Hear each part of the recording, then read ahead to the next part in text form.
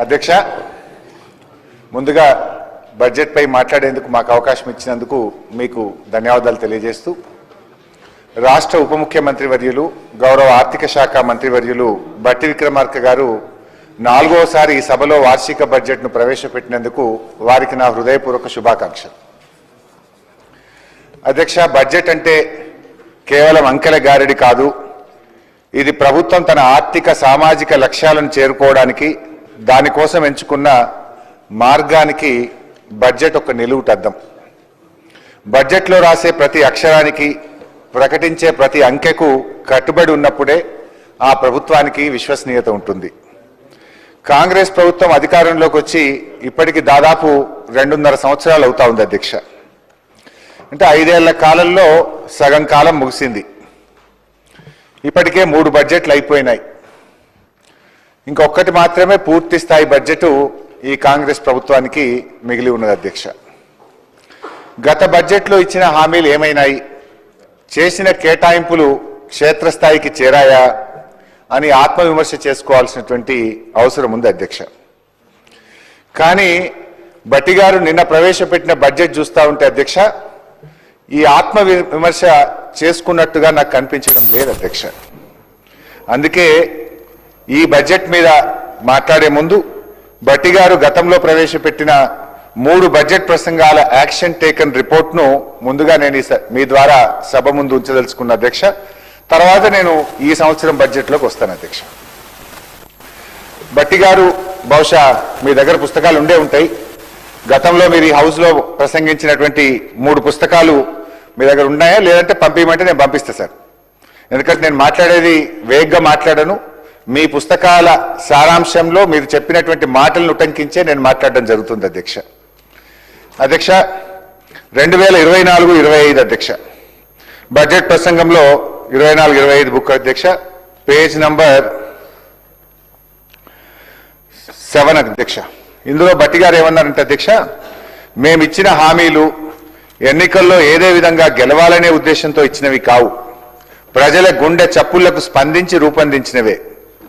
మా హామీలు అలవి కాని హామీలని ప్రతిపక్షాలు పదే పదే విమర్శలు చేస్తుండడం గమనార్హం. సంకల్ప బలం, చిత్తశుద్ధి, సమర్థత, నిజాయితీ పునాదులుగా నిర్మితమైన మా ప్రభుత్వానికి అలవి కానివి లేనే లేవని నిరూపించాను అని బడ్జెట్ ప్రసంగంలో బట్టి గారు సెలవిచ్చారు అధ్యక్ష. మొదటి బడ్జెట్ ప్రసంగం వారు చెప్పడం వెనుక వీళ్ళంతా బల్లలు కూడా కొట్టారు అధ్యక్ష, చాలా గట్టి కొట్టారు అధ్యక్ష. అధ్యక్ష, నేను ఒకటి అడుగుతున్నా అధ్యక్ష, మరి 2.5 ఏళ్లు గడిచిన మీ గ్యారంటీలు ఎందుకు అమలు కాలేదు? మీ సంకల్ప బలం సడలిందా? మీకు చిత్తశుద్ధి కొరవడిందా? నిజాయితీ లోపించిందా? ఎన్నికల మేనిఫెస్టోలో చెప్పిన హామీలు అలవికాని హామీలుగా మార్చింది ఎవరు? మీరు కాదా? నేను ఊరికే మాట్లాడడం లేదు అధ్యక్ష, లేనిపోని అసలే చెప్పడం లేదు అధ్యక్ష.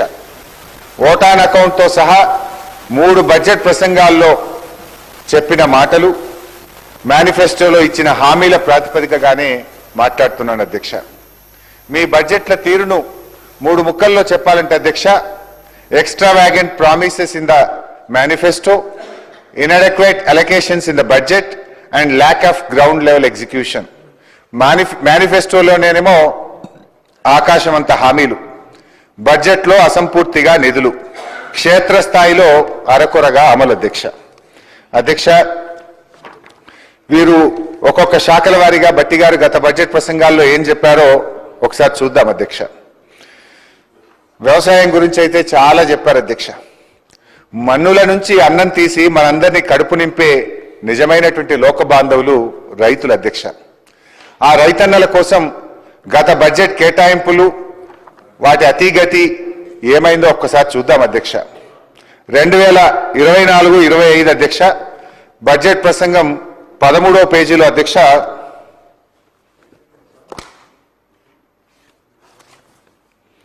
ఏ పని అయినా ఆగవచ్చు కానీ వ్యవసాయం ఆగదు, everything can wait but not agriculture అని జవహర్లాల్ నెహ్రూ గారిని ఉటంకిస్తూ బట్టి గారు తన బడ్జెట్ ప్రసంగంలో చెప్పారు అధ్యక్ష.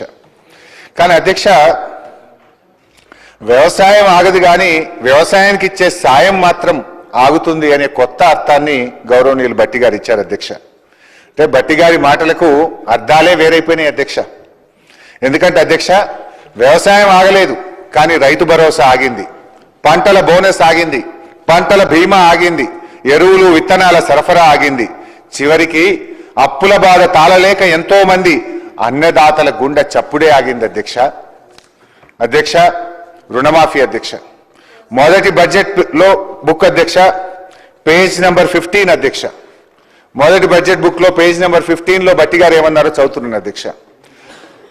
అరకొర రుణమాఫీ కాకుండా రైతులకు నిజమైన మేలు జరగాలనే ఉద్దేశంతో మా ప్రభుత్వం ఒక్కసారిగా 31,000 కోట్ల రుణమాఫీ చేయాలని సంకల్పించింది అని వారి ప్రసంగంలో చదివారు అధ్యక్ష. కానీ అధ్యక్ష, రుణమాఫీ విషయంలో ఈ ప్రభుత్వ తీరు ఎట్లుందంటే పిల్లికి చెలగాటం, ఎలుకకు ప్రాణ సంకటం అన్నట్టు తయారైంది అధ్యక్ష. ముందేమో బ్యాంకర్ల మీటింగ్ లో రుణమాఫీకి 51,000 కోట్లు అవసరమవుతాయని చెప్పారు అధ్యక్ష. మొదటి బడ్జెట్ వచ్చేసరికి 31,000 కోట్లు అని చెప్పారు అధ్యక్ష. రెండో బడ్జెట్ నాటికి 20,616 కోట్లు అని చెప్పారు అధ్యక్ష. కానీ వాస్తవం ఏంటంటే అధ్యక్ష, వీళ్ళు నిజంగా ఇప్పటికీ రుణమాఫీ చేసింది 20,157 కోట్లు మాత్రమే. అంటే అధ్యక్ష, ఎండల ఐస్ ముక్క కరిగిపోయినట్టు రుణమాఫీ అంకెలు కరిగిపోతా ఉన్నాయి. ఒకటే ప్రభుత్వం ఇన్ని లెక్కలుంటాయా అధ్యక్ష? బ్యాంకర్ల దగ్గర ఒక లెక్క, బడ్జెట్లో ఒక లెక్క, వాస్తవంగా చేసింది ఇంకో లెక్క అధ్యక్ష. మొన్న గవర్నర్ గారి ప్రసంగంలో 2 రోజుల క్రితం గవర్నర్ గారి ప్రసంగంలో కూడా తప్పుడు అంకెలు పెట్టారు అధ్యక్ష. గవర్నర్ గారి ప్రసంగంలో 20,616 అని గవర్నర్ గారి చేత కూడా అబద్ధాలు చెప్పించారు అధ్యక్ష. వాస్తవంగా జరిగింది 20,157 కోట్లు మాత్రమే. ఇది ఎట్లుందంటే అధ్యక్ష, పంచపాండవులు ఎంతమంది అంటే మంచం కోళ్ళ వలె 3 అని చెప్పిందట అధ్యక్ష. మంచం కోళ్ళ వలె 3 అని చెప్పి 2 వేళ్లు చూపించి ఒక గీత గీసినట్టుంది అధ్యక్ష. అధ్యక్ష, బ్యాంకు అప్పు ఉన్న ఒక రైతును, ఒక బక్క రైతును మోసగించడానికి ఇన్ని జిమ్మిక్కులు, ఇన్ని మ్యాజిక్కులు అవసరమా అధ్యక్ష?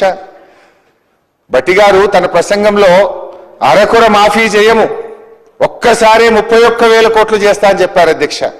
అసలు అది ఎందుకు చెప్పారు అని ఆలోచిస్తే స్పెసిఫిక్ గా ఎందుకు అంత గట్టిగా బట్టి గారు చెప్పారంటే వారు చేయదలుచుకున్నది అరకొర మాఫీ అని ఇప్పుడు అర్థమైతా ఉంది అధ్యక్ష. అధ్యక్ష, నేను ముందే చెప్పిన అధ్యక్ష, బట్టి గారి మాటలకు అర్థాలే వేరులే అని. ఎందుకంటే అధ్యక్ష, ఇక్కడ ట్విస్ట్ ఉంది అధ్యక్ష. అసలు ట్విస్ట్ ఇక్కడ ఉంది అధ్యక్ష. ఏంటంటే అధ్యక్ష, ముఖ్యమంత్రి గారు ఒక మీటింగ్ లో చెప్పారు అధ్యక్ష, 2 లక్షల పైన ఉన్న వాళ్ళందరూ కూడా మీది డబ్బులు మీరు కట్టేయండి, వెంటనే మీ 2 లక్షల రుణం మాఫీ చేస్తామని ముఖ్యమంత్రి గారు చెప్పారు అధ్యక్ష. ఎంతైనా ముఖ్యమంత్రి కదా అధ్యక్ష. ఆయన మాటల్ని టీవీల్లో, పేపర్లలో చూసిన అమాయక రైతులు భార్య మెడల్లో ఉండే పుస్తలమ్ముకోనో, గొలుసులమ్ముకోనో, అధిక వడ్డీకి అప్పు తెచ్చుకోనో పాపం ఆ 2 లక్షల మీద ఉన్న డబ్బులు కట్టారు అధ్యక్ష. ఇలా వారి పరిస్థితి ఏమైపోయింది అధ్యక్ష? ముఖ్యమంత్రిని నమ్మిన పాపానికి అటు పాత అప్పు తీరలేదు, పైనుంచి కొత్త అప్పు కూడా మీద పడ్డది అధ్యక్ష. రైతుల పరిస్థితి గోడ దెబ్బ, చెంప దెబ్బ అన్నట్టు తయారైపోయింది అధ్యక్ష. రైతులను అప్పుల ఊబిలో నుంచి బయటపడేస్తానన్న మీ అభయహస్తం రైతుల పాలిట భస్మాసుర హస్తంగా మారింది. వారిని ఇంకా ఇంకా అప్పుల ఊబిలోకి నెట్టారు అధ్యక్ష. అధ్యక్ష, నా నియోజకవర్గం సిద్దిపేటలోనే 2 లక్షల లోపు రుణమాఫీ కాని రైతులు 10,217 మంది ఉన్నారు. 2 లక్షల పైన ఉండి రుణమాఫీ కానటువంటి రైతులు 12,632 మంది ఉన్నారు. మొత్తం 43,363 మంది రైతుల్లో 52% మందికి ఇంకా నా సిద్దిపేట నియోజకవర్గంలోనే ఇప్పటిదాకా రుణమాఫీ కాలేదు అధ్యక్ష. ఆదిలాబాద్ నియోజకవర్గంలో 17,000 మంది రుణమాఫీ కోసం ఎదురు చూస్తా ఉన్నారు. రుణమాఫీ కానటువంటి 17,000 మంది సంతకాలతో కూడిన వినతి పత్రాలను మాజీ మంత్రి జోగు రామన్న గారు మొన్న 2 రోజుల క్రితం స్వయంగా రైతుల్ని తీసుకొని వచ్చి మా బీఆర్ఎస్ ఎల్పీ ఆఫీస్ లో మొత్తం 17,000 సంతకాలతో ఉన్నటువంటి దరఖాస్తులు మాకు ఇచ్చిపోయారు అధ్యక్ష. అంటే నేను అనేది అధ్యక్ష, ఈ రుణమాఫీ అనేది ఒక సిద్దిపేట, ఆదిలాబాద్ కాదు అధ్యక్ష. రాష్ట్రంలో ఏ నియోజకవర్గంలో చూసినా అదే పరిస్థితి అధ్యక్ష. నాకు రుణమాఫీ కాలేదు సారు, మేమేం పాపం చేసినాం సారు అని ఇలా అనేక మంది రైతులు ఎక్కడికి పోయినా కన్నీరు మున్నీరు అవుతా ఉన్నారు అధ్యక్ష. ఈ మధ్య నేను కరీంనగర్ జిల్లా చొప్పదండి నియోజకవర్గంలోని గోపాలరావుపల్లి అనే గ్రామానికి వెళ్ళాను అధ్యక్ష. అక్కడ రామయ్య అనే ఒక రైతు అధ్యక్ష. రామయ్య అనే రైతు నాకు ఇంకా రుణమాఫీ కాలేదు, నాకు 2,65,000 అప్పు ఉంటే ముఖ్యమంత్రి గారి మాటలు విని ఆ పైన ఉన్న అప్పు కట్టడానికి నా భార్య పేరు మీద మహిళా సంఘంలో అప్పు తెచ్చి మీద పైసలు కడితే 2 లక్షల రుణమాఫీ కాలేదు, ఆ అప్పు మిగిలింది, కొత్త అప్పు అయిందని పాపం రామయ్య గారు అన్నారు అధ్యక్ష. అంటే ఇప్పుడు పాత అప్పుకు మీరు కొత్తగా చేయించిన అప్పు రెండింటికి వడ్డీ కట్టుండు పాపం రామయ్య అధ్యక్ష. ఈ సర్కారు పరిస్థితి ఎట్లుందంటే శనిగలు బుక్కి చేతులు కట్టుకున్నట్టు రుణమాఫీ కథ ముగిసింది పోండి అంటున్నారు అధ్యక్ష. అధ్యక్ష, రుణమాఫీ అంత చేసినాం అయిపోయిందని చెప్తున్నటువంటి కాంగ్రెస్ ప్రభుత్వాన్ని నేను ఛాలెంజ్ చేస్తా ఉన్నా అధ్యక్ష. ముఖ్యమంత్రి గారి నియోజకవర్గం కొడంగల్కి వెళ్దామా, గౌరవనీయులు భట్టి గారి నియోజకవర్గంలోని మధిరకు వెళ్దామా, లేదు మా నియోజకవర్గానికి వస్తారా అధ్యక్ష? మీరు చెప్పిన గ్రామానికి మీరు చెప్పిన సమయానికి పోదాం అధ్యక్ష. ఎక్కడ పోయినా కూడా ఇంకా రుణమాఫీ కానటువంటి రైతులు ప్రతి గ్రామంలో వందల సంఖ్యలో ఉన్నారు అధ్యక్ష. మీరు దబాయించవచ్చు, నా నోరు మూయించవచ్చు అధ్యక్ష, కానీ దగాబడ్డ రైతుల కన్నీళ్లకు మాత్రం మీరు సమాధానం చెప్పక తప్పదు అధ్యక్ష. అధ్యక్ష, బడ్జెట్లో అధ్యక్ష గౌరవ భట్టి గారు 2024-25 పుస్తకంలో అధ్యక్ష 15వ పేజీలో ఒక మాట అన్నారు అధ్యక్ష. ఏమన్నారంటే అధ్యక్ష, చేతగానమ్మకు మాటలు ఎక్కువ అన్నట్లు రుణమాఫీలో పూర్తిగా విఫలమైన గత ప్రభుత్వ నాయకులు మా చిత్తశుద్ధిని శంకిస్తున్నారు అన్నారు అధ్యక్ష. ఇప్పుడు నేను అడుగుతా ఉన్న భట్టి గారు, మరి మాటలు ఎక్కువైంది ఎవరికో, చేతగానమ్మ ఎవరో ప్రజలకైతే అర్థమైంది భట్టి గారు, ఇంకా వేరే చెప్పాల్సినటువంటి అక్కర్లేదు అధ్యక్ష. అధ్యక్ష, రైతు భరోసా అధ్యక్ష, ఇలా రైతు భరోసా విషయంలో సమైక్య రాష్ట్రంలో అష్ట కష్టాలు పడ్డటువంటి రైతులకు స్వరాష్ట్రంలో కేసీఆర్ గారు కొండంత అండగా నిలిచారు. 24 గంటల ఉచిత కరెంట్ ఇచ్చారు, సాగునీరు ఇచ్చారు, సమయానికి ఎరువులు విత్తనాలు ఇచ్చారు. ఇంకా ఏదో చెయ్యాలని ఆలోచించి నా తెలంగాణ రైతుకు పెట్టుబడి కోసం ఎవరి ముందు చెయ్యి జాపొద్దని, ఆత్మగౌరవంతో పొలంకు వెళ్లాలని, ఆత్మహత్యలు ఆగాలని రైతు బంధు పథకాన్ని నాడు కేసీఆర్ గారు ప్రవేశపెట్టారు అధ్యక్ష. అధ్యక్ష, ఒకసారి గతాన్ని గుర్తు చేసుకుందాం. కరోనా ఉత్పాతం వచ్చింది, ప్రపంచాన్ని వణికించింది, అంతటా ఆర్థిక వ్యవస్థ కుప్పగూలింది, ఆదాయాలు పడిపోయాయి, ఖజానా ఖాళీ అయ్యే పరిస్థితి వచ్చింది.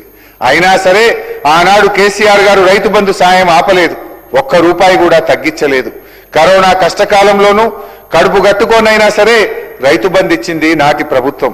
మొత్తం 11 విడతల్లో 72,000 కోట్లు క్రమం తప్పకుండా రైతుల ఖాతాల్లో జమ చేసిన అరుదైన రికార్డు మా బీఆర్ఎస్ ప్రభుత్వాన్ని. మేము ఎన్నడూ ఒక్క సీజన్ కూడా ఎగ్గొట్టలేదు అధ్యక్ష. కానీ ఇవాళ ఏం జరుగుతుంది అధ్యక్ష? మార్పు మార్పు అని ప్రజల్ని ఏమార్చినటువంటి వాళ్ళు ఏం మార్పు చేశారో ఇప్పుడు చెప్తాను అధ్యక్ష. ఓటాన్ అకౌంట్ బడ్జెట్ బుక్ అధ్యక్ష 2024-25 భట్టి గారు ఏం చెప్పారంటే అధ్యక్ష, పేజ్ నంబర్ 17 అధ్యక్ష,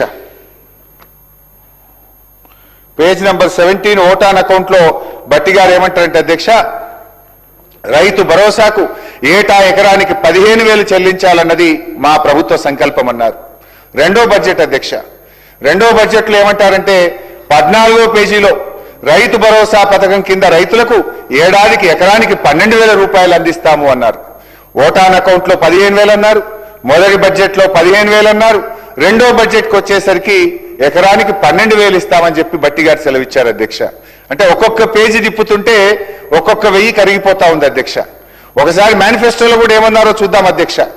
మేనిఫెస్టోలో వీళ్ళు ఏమన్నారు అధ్యక్ష, ప్రతి రైతుకు ప్రతి ఎకరానికి 15,000 రూపాయలు ఇందిరమ్మ రైతు భరోసా పథకం కింద ఇస్తామన్నారు అధ్యక్ష. నేను అడుగుతున్న అధ్యక్ష, భట్టి గారు ఇదేనా మీ సంకల్ప బలం? మేనిఫెస్టోలో ఒక మాట, మొదటి బడ్జెట్లో ఒక మాట, రెండో బడ్జెట్లో ఒక మాట. అది కూడా ఎట్లయిపోయిందంటే అధ్యక్ష, నాట్లప్పుడు రాదు అధ్యక్ష. అధ్యక్ష, వీళ్ళ తీరు ఎట్లుందంటే కేసీఆర్ గారు ప్రవేశపెట్టిందేమో అగ్రికల్చర్ ఇన్వెస్ట్మెంట్ సపోర్ట్ స్కీమ్, వ్యవసాయ పెట్టుబడి సాయం, కానీ కాంగ్రెస్ ప్రభుత్వం దాన్ని ఎలక్షన్ ఇన్వెస్ట్మెంట్ సపోర్ట్ స్కీమ్ గా మార్చింది అధ్యక్ష.